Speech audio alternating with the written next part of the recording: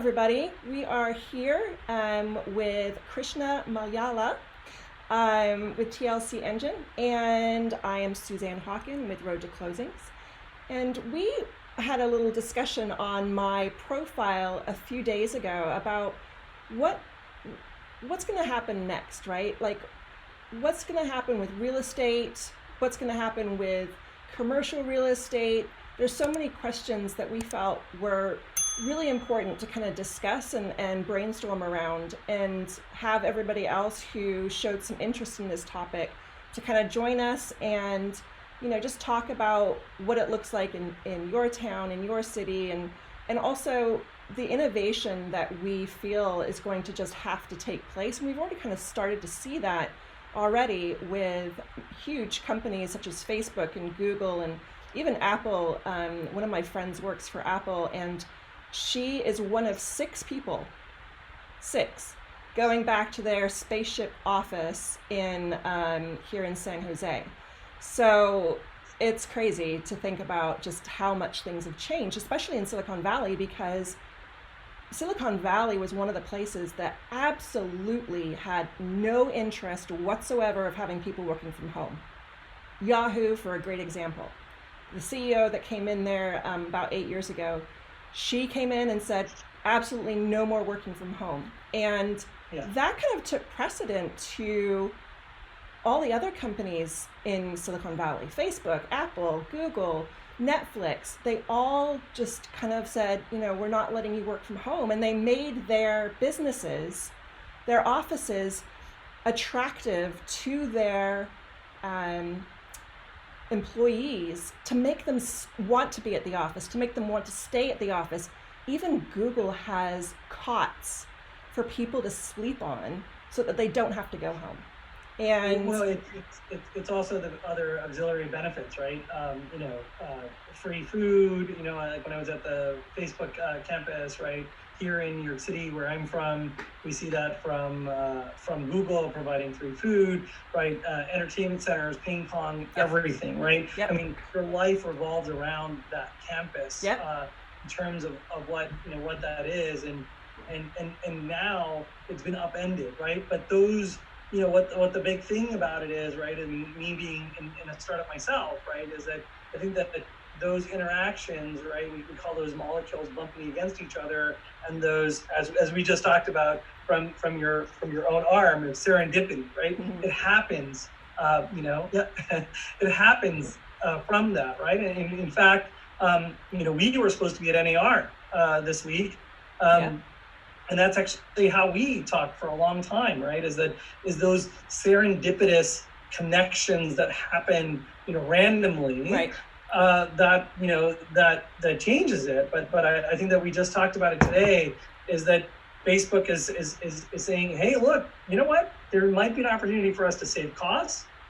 Our productivity's gone down, maybe a little bit, but might make this permanent. Right. And I think that for us now, with COVID being as long as it's been, out there for 2 months almost, I think that people are realizing that it's not work from home, right? I thought this was a great quote recently that said it's not work from home, it's working from home and coping with everything else that we need to do. Sure, right? Sure. And so it's a big change in that, but I also think that people have now, we talked about this yesterday, is I think that we've come to what we were describing as peak density, right? Mm-hmm. So meaning that the change from, everyone flooding from, the fleeing that we saw of the suburbs into the cities, right? Such as San Francisco, New York City, and a lot more people coming in. I think that this is going to totally change that dynamic. Right, mm-hmm. and that's what this whole discussion today is going to be about. And we'd love to have you join us and add into the comments that we would love to hear your feedback. Absolutely, yeah. So one of the things that I kind of started with talking about on my Facebook profile was how commercial real estate has already changed.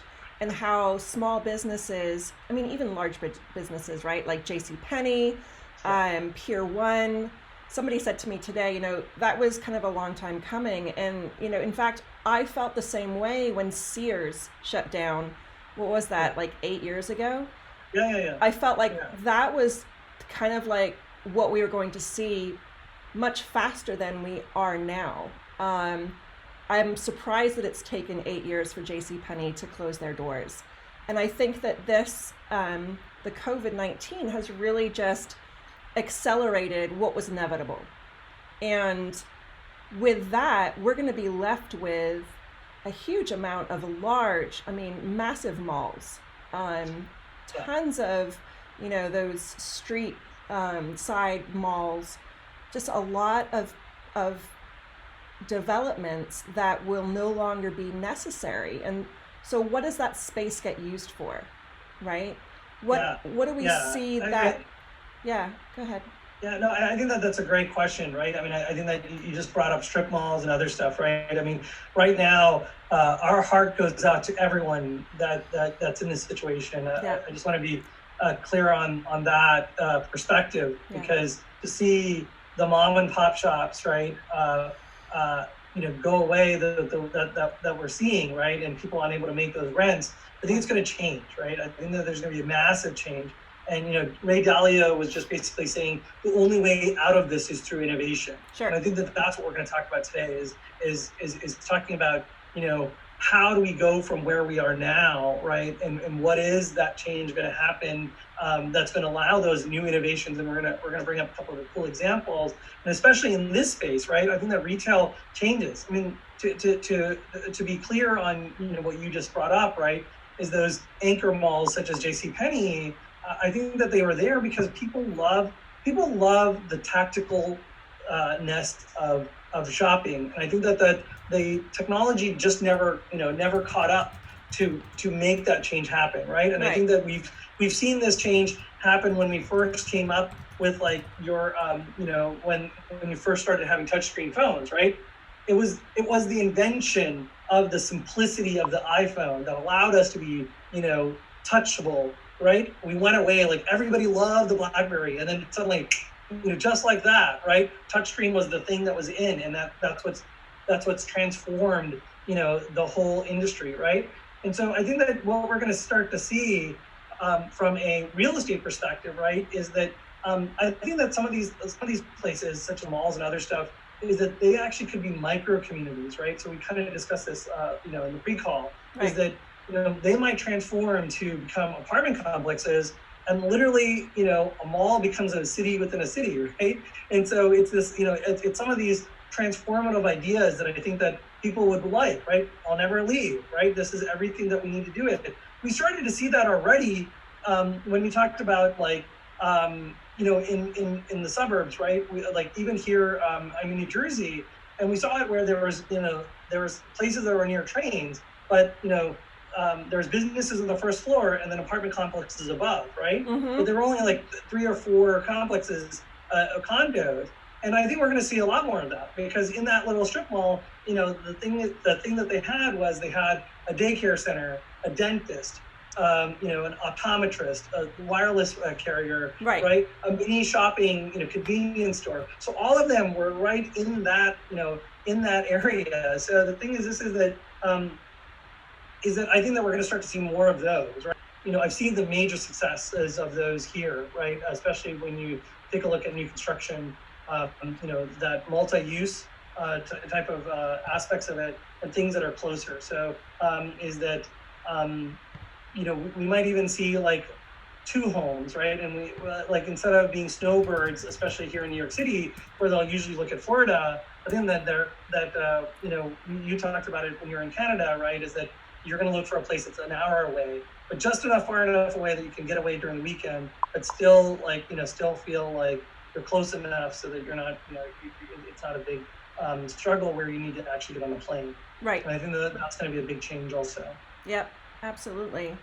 So we also talked about things like, will these places be used for, say, the boomers who are all going to be needing places to live? And you kind of came up with something pretty interesting with regards to utilizing people's homes.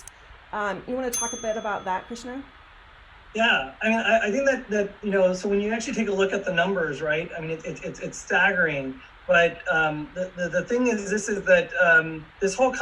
idea really comes down to the fact that there's 73 million baby boomers, right, that are about to retire, Right. and they they are now sitting here saying, there is no way I will go to a retirement community, right? That was a typical thing that would have happened. Right. And now they're basically saying, I don't think that that's going to happen, right? So let me just share my screen. Good friend Greg Chapath is saying about staying in place. And what we mean by that is that I don't think that they want another mortgage, right? A lot of the baby boomers don't want another mortgage, but they pretty much mostly probably already paid off their house. Right. They've got a lot of equity. So one of the things that they were, that I think that they're going to do is I'm still not able to share. Yeah, I'm getting there. The thing is, this is that I think that people are going to convert the 2-car garages, right, as self-driving cars become more and more, or they want to stay in place. They just want to just transform their house. It doesn't matter what we go through. We all want to feel human and be connected. Right. And I think that for them, as they age in place, right, it could be that they're staying they're staying with their family, and their family's moving into their house, right? But they're still there. But it gives this separation that they have, but they're so well connected, right? I mean, I come from an Indian family, and we have a lot of generational people that are here. But I think that even for the strangers, I think that it gives some type of company to sit there and say, hey, that they're nearby, right? So yeah. You should be able to share now, Krishna. You should be able to share now. Okay, all right. So here's that concept, right? So we're going to start to see. Do you see the home? Yep. Yeah. So this is a great floor plan. That's a 500 square feet in some of these ones, right? So here you can see that this is literally transforming a garage, right? Mm-hmm. Or the other stuff is that you'll start to see some of these type of concepts where where you're going to put it in your backyard, right? So if you've got a quarter of an acre, and you're going to start to see ordinances change that they'll live in the back and buy the house, but that partial ownership. So this is going to be I think it's going to be a huge change, in terms of what we're seeing, because I think that we're going to get away from the whole aspect of senior centers. You're still going to have those, but more of an adult community, right? So this would be a better option to stay in place and not trying to get a second mortgage or anything like that. Right. Yeah, it was a really interesting concept. I don't know if it will happen or not, but maybe it will for certain demographics. Maybe it won't for others. But it's an interesting idea.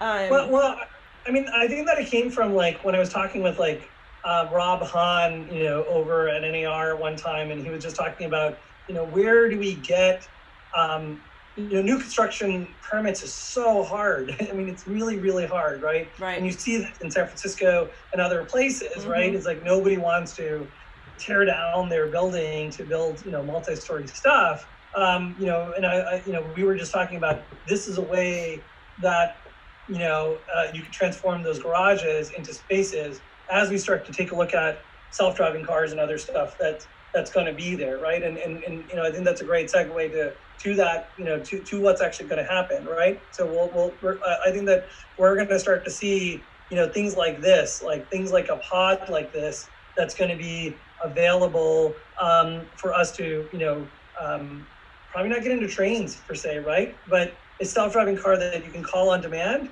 and then go into work. It's kind of like your own little mini group to take a look at it, right? I mean, I think that these concepts are going to be better, but the beauty of it is that these things can be leveraged to do a lot more stuff, right? So that I think that we're going to see as Facebook sit there and said that they're going to start making their workers more permanent. I think that we're going to start to see other concepts such as this, right? So this is a concept by Toyota, which was like a pallet and what they basically, these are self-driving, but think of it as office on wheels, right? Right. I mean, you know, I mean, I know that you and I were both talking about takeout for a long time, right? But it's great for fast food, right? But it's not great for that, for that T-bone steak or that Thai food or Right. anything like that, right? Right. And You get it especially like when you 20 think minutes about later catering. and it's stuck. It just sucks by 20 minutes, right?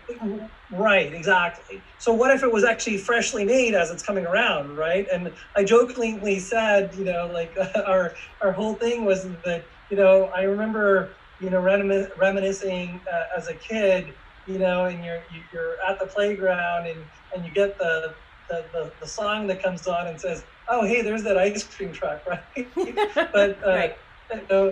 we're going to be sitting here on our phones and sitting there saying, "Oh, hey, there's the Thai food," right? Or there's that food, it's coming in, and we'll get the alert and we'll be excited like that, right? So if Yep. we're working from home, these trucks can make super fresh food for you. And I think that this is the transformations that we're going to start to see from small businesses, right? Is that, what do we do with e-retail, right? Retail spaces, and they're like, why would I spend $100,000 on overhead, right? I mean, we see this problem, even with the PPP, right? Is that, everything has to be used for payroll. And you're like, but I'm in a prime freaking location. Right. Exactly. And those innovations need to happen. And I think that platforms such as this, as the e-palette, right, is to have those chefs and other stuff literally made here, right? And even like e-commerce, right, is that the real e-commerce, we're going to get back to that, but having that experience, all within these pods, but freshly made, right? So you'll have executive chefs that are driving around, but actually having a couple of people on these platforms, they could be size as big as a bus, but it's kind of like the restaurant comes to you versus you going to the restaurant. And I think that again, these are just concepts, right? But, sure. But I think that we've seen, especially in our space, right? I mean, think about like, we all talked about e-closings, but think about e-closings now, right? And we're like, yeah, why would we do e-closings? And so I think that those changes are going to happen. Right. And I think that in 2 years, we're going to get back to some type of normalcy, but we're also going to see that change, right? So that, if this costs $100,000, why spend $10,000 on a physical location every month? Every month when I can just drive these around, and these could be actually on demand or on leases, right? So we're already starting to see those on demand usages, happen from Uber and other stuff. I think that these type of concepts are going to be the same, right? Right. So that you'll have the caterers or the weekend people. Wouldn't it be great to actually have your wedding cake literally built fresh that day, right? So you're not even waiting. I think that you're going to start to see some of those, right? I think that one of the problems with these type of innovations is, what about all the waitresses? What about the busboys? What about the care workers in nursing homes? All of those people will be displaced, will be, without their line of work that they've been doing for X amount of years. And so, how do we make those people retrained in other areas that maybe but are they going to be interested in those other areas? Are they going to want to go from a care worker to a manufacturing company? You know what I mean? So, well, I don't think you're going to see that big of a jump, right? I mean, like the joke that I always sit there and say is that when computers came up, all the people who were typists just suddenly didn't go away, right? They transformed, right? I mean, I think you're going to see that, and I think that what I always joke also is that once I got a dishwasher, right, it freed up my time to do more stuff, right? And I think that's what you're going to take a look at, right? So the things that are fairly manual in terms of what's going on is going to transform to be something else, right? I think that those workers will be there, right? And I think that this is really where government needs to invest, right? I truly believe education is an investment, in terms of the future. And I think that, you're going to start to see those people, like, instead of servicing cars, you're going to see a massive people that need to service these things, right? Sure. You're going to need the servicing in terms of what's going on, right?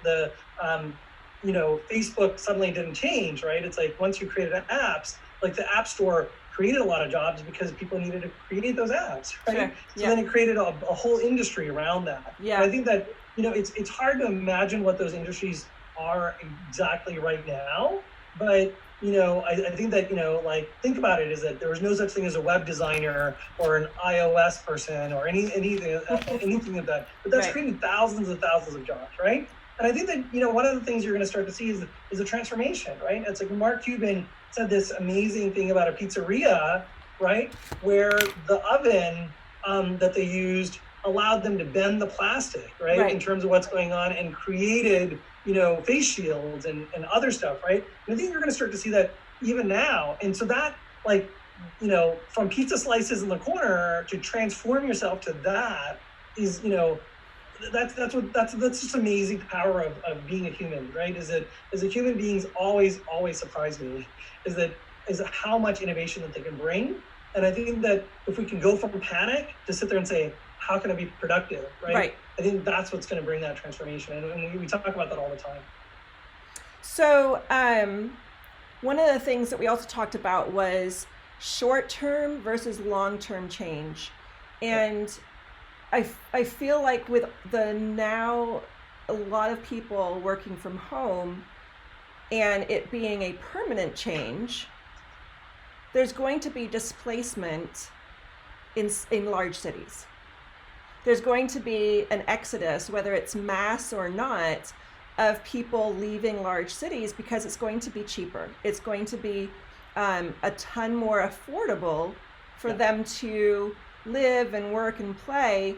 And so I'm wondering what your thoughts are on that being a long-term change for the residential real estate and big cities, how they're going to cope with that. Is there going to be a reduction in the cost of housing? I expect that that's going to happen in the large cities. I really do. And are the other cities, I mean, you can literally live in Idaho in the middle of nowhere and work for Facebook. Like, before that wasn't, that's a great question, right? Is it going to be more of a national, consistent price point? Like right now, it's $350,000 for a 3-bed 2-bath in Sarasota, Florida, and a 3-bed 2-bath in Cupertino, where I live, is $2.5 million, right? Because of location. Yeah, I think that it comes down to, like, and I mean, just to, like, I never usually plug my software, but I think that people, TLC Engine, right, is we look at stuff at a monthly budget, right? But I think that you want to look holistically. That's what we're tackling, right? So your mortgage, utilities, your community costs, if it's down to zero, people are going to adjust those, as we talked about in Facebook, right? They're going to adjust those salaries to understand that. But if we could show them, hey, how much money you actually have left over, whenever you get those salaries, right? Then people won't feel that well of a shock, right? I mean, one of the things that, I had a friend move from Facebook, and, the average salary was like $250 in Silicon Valley, but then, he got his job moved to Austin, right? And, they said it was $175. And I actually showed him that, even with that large reduction, right? I mean, it's a huge reduction, right? Right. But, but the thing is, the majority of that went to housing. And so when you looked at the cost of housing in Austin, right, he actually made more money, even when he got paid less for moving from San Francisco to Austin. The take-home income was higher. And so I think that people will start to search for homes differently from that perspective. Right. But then, but I also think that the bigger thing that we'll start to see is that the prices of housing is going to go down, right? Because it was an escalated war, especially in San Francisco. My sister lives there. And I call it the war because that's what it was, right? Right. And so we're going to start to see, as the high, price people move out, right? The Googles, the Facebooks, and other stuff. The demand is going to be less at that higher price point, so that's going to bring it down. Yep. And my hope is that we'll start to see a renaissance, right? Is that you're going to see the artists come back in, and that's what's going to seed it, right? So it's I think it's that like we just had the 50th anniversary of Mount St. Helen, right? and it exploded and destroyed everything. But when you go back there now, it looks amazing, right? Yeah. And I think that you're going to see that, right? Yeah. Is that human beings are resilient. Like I'll sit there and say we've seen it time and time again, right? Right. We've seen that, like after 9/11, the 2008 crisis, right? It's going to take some time for us to get back, but that rebirth will happen. Yeah. And Yeah. and we always talk about this, that the human spirit and the communities, right? I think that's another thing, right? It's just not ourselves, but the communities will come back, right? Yeah. I think that you will have that stuff, but it's going to be different, but it's going to be beautiful, and I think that that's going to be amazing. Yeah. So I definitely think that there's some short-term change that's happening and long-term change. I think one of the things that's really something that we should be thinking about is how is the government going to help with what's going to be needed, because it's not going to come from the governors within each state. It's going to come from the national Fed government. And so I mean, California was in so much debt before, adding to all of these things that may need to be done to help us survive this is a scary concept, because who knows what the federal government's going to provide us with. Well, I mean, the good news is that I'm a big fan of history, and I'm a big fan of people who study history, like Ray Dalio, and he brought up what happened in 1918, right? 1918 flu pandemic. A lot of people, like almost 600,000 people, tragically passed away here in the U.S. But from that came a huge change in jobs, right? And the Jobs Act, right? Yeah. And I think that we're going to have to do that, right? I think that there are some projects, and like in the short term, right? There are some projects that I think that we will, we will hopefully get through it, and the federal government will create those jobs, right? We have a big, infrastructure is a big deal, right? Our roads are crumbling. I think that we're going to start to see some of those changes come into play. If those commutes are going to become the larger thing, then things like hyperloops of the world, right? In terms of what's going on, I don't think that those are going to be paid by taxpayers. That's going to be paid by states, but it'll be actually, that's a great project from the government level that's going to allow us to build this whole new, this separate network, right? I mean, what's really funny is that we were all condensing into a very small portion of real estate, and now I think it's going to change, right? Yeah. And so this is what's going to get us out, right? What's going to get us out is massive jobs, and created through the government, but for specific projects, and help with the private sector to work together. And having that, right? Because we need that innovation, right? We need massive amounts of investment to come out of this. And the nice thing is that 1918, the Spanish flu pandemic, proved it, right? Right. Is that we went through it, and it took at least 6 years to get out of it, but we got out of it, and we came roaring back. And then we've seen that. From that point on, in terms of where we are, right? I mean, things like the GI Bill and other stuff, came out of that in 1941, which brought huge amounts of people into the middle class. But I think that we're going to start to see that again, and I think that this is where we need the leadership from both sides, right? I mean, this can't be partisan in terms of what's going on, right? Right. This is we had the greatest economy in the world in terms of what's going on. And in the last almost 10 years, and I think that only through that this type of stuff that's going to bring us back. But again, I think it's also going to be the innovation that comes from everyone around us, right? And we've seen that from our own industry, everything, right? So like I think that it is in the short term it's quite daunting, but I think that if we can just get over the fear and to sit there and say, hey, what can I do now to help each other and help others, then we'll get through this. Yep, for sure. Well, was there anything else that you wanted to touch on before we go? Well, the other thing, that last one that we were just going to touch on, and I'll just bring it up, is that I think that we were also going to just quickly show how retail was going to change, right? Is that if people are working from home, right? I think that we're going to start to see like things like the magic mirror, right? Right. And taking a look at clothes and other stuff, right? So this is something that's really interesting, where you'll be able to using AI. That you can see and actually try out the clothing. So it could be like you get the swath, and that you get for like the paint, and you get to pick your fabric, and then like you can see this, right? So you can actually see like, okay, here's what it looks like. Here's here's a print, and, in terms of what you're doing.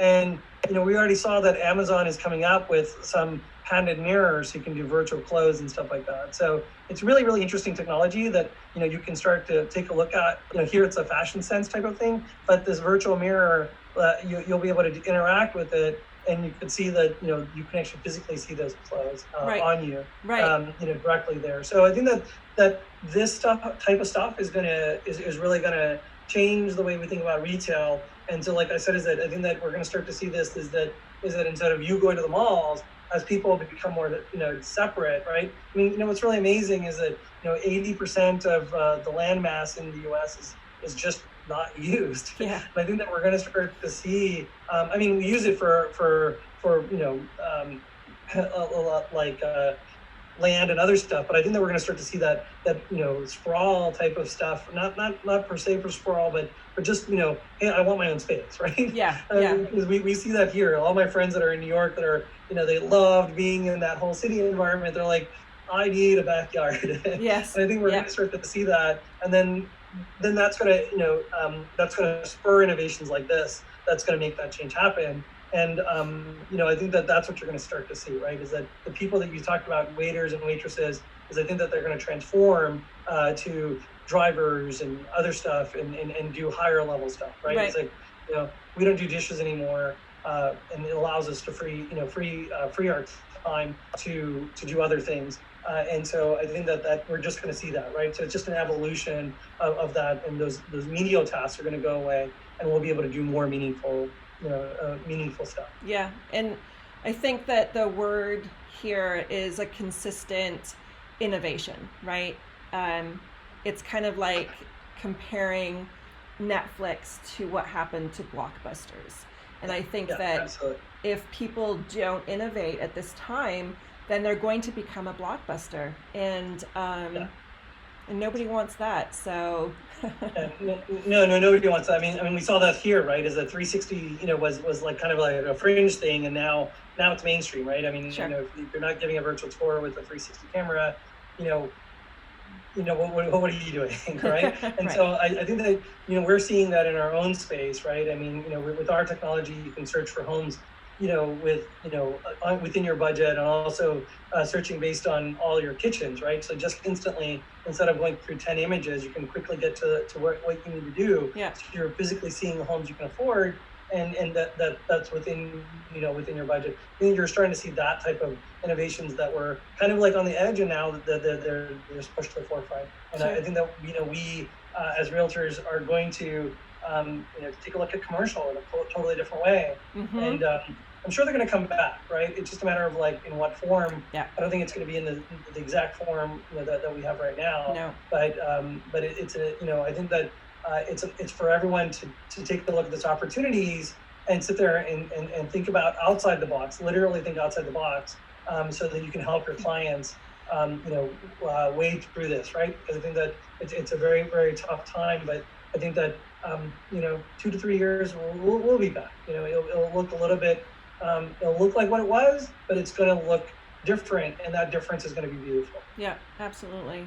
Well, thank you so much, Krishna. I really appreciate you approaching me and asking me to come together with you and talking with this further. So really appreciate your thoughts and examples of what we may see in the future. So well, we'd love to hear everyone else's thoughts down in the comments, and definitely share this out. And if you want any help in terms of understanding real estate in the West Coast, definitely give Suzanne a buzz. If you got on the East Coast side, give me a buzz. We'd love to talk to you about innovation and what our companies are doing, right? I mean, yeah. You at AXP Verbella just totally blew up, right? Yeah. I mean, I think that I want to give you guys a little bit of plug for that, right? But I think that it's going to transform, right? I think that being in the space from both sides of the world, if you guys need anything, please reach out to us. I would love to help.